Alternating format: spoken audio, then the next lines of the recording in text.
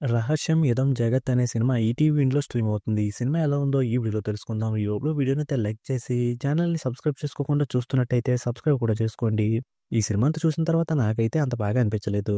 Cinema స్టార్టింగ్‌లో వచ్చే scene చూసినప్పుడు కొత్త కాన్సెప్ట్‌తో ఇంట్రెస్టింగ్‌గా ఉండేలా ఉందే అనిపించింది. కానీ తర్వాతైతే అలా లేదు. హీరో, హీరోయిన్‌లు అడవిలో ట్రావెల్ చేస్తూ నైట్ టైమ్ ఒక ప్లేస్‌లో ఫ్రెండ్స్‌తో కలిసి ఆగుతారు. అక్కడ వాళ్ళ కన్వర్జేషన్సే సినిమా ఫస్ట్ హాఫ్‌లో చాలా వరకు ఉంటాయి. ఆ సీన్స్ అన్నీ చూడడానికి సో‌సో‌గానే ఉన్నాయి. ఇంకా సీన్స్‌ని అలా చూసుకుంటూ ఎప్పుడు ఇంట్రెస్టింగ్ కాన్సెప్ట్‌ని స్టార్ట్ చేస్తారా అని వెయిట్ చేస్తూ ఉండాలి. ఇంక ఈ సినిమాలో ప్యారలల్ యూనివర్స్ అనే కాన్సెప్ట్‌ని చెప్పారు. దాని గురించి క్యారెక్టర్లు మాట్లాడుకునే మాటలు, ఎక్స్‌ప్లెయిన్ చేసుకునే సీన్స్ అయితే ఏదో క్లాసులు వింటున్న ఫీలింగ్ వచ్చింది. ఇంక ఈ సినిమాలో మెయిన్‌గా జరిగేదేంటంటే, ఈ క్యారెక్టర్‌లన్నిటికి ఒక ఇష్యూ జరుగుద్ది. దాన్ని ప్యారలల్ యూనివర్స్‌లోకెళ్ళి సాల్వ్ చేస్తారు.